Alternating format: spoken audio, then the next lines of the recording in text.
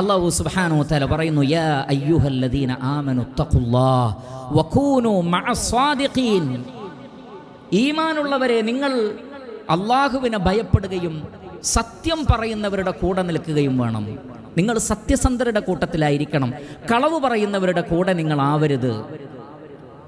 റസൂലുള്ളാഹി സ്വല്ലല്ലാഹു അലൈഹി വസല്ലമയുടെ വുളുവിൻ്റെ വെള്ളം കിട്ടാൻ വേണ്ടി മത്സരിച്ച സ്വഹാബത്തിനോട് അള്ളാഹുവിൻ്റെ റസൂല് ചോദിച്ചു, എന്തിനാണ് നിങ്ങളിങ്ങനെ ചെയ്യുന്നത്? എന്ത് കാരണം കൊണ്ടാണ് നിങ്ങൾ എൻ്റെ വുളുവിൻ്റെ വെള്ളത്തിന് വേണ്ടി ഇങ്ങനെ ധൃതി കാണിക്കുന്നത്?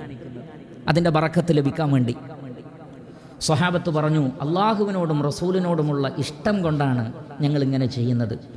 നബി സല്ലല്ലാഹു അലൈഹി വസല്ലം പറഞ്ഞു, ഫഇൻ അഹ്ബബ്തും അൻ യുഹിബ്ബകുമുല്ലാഹു വറസൂലു ഫഅദ്ദു ഇദാ തുമിൻതും വസ്ദുഖു ഇദാ ഹദ്ദസ്തും.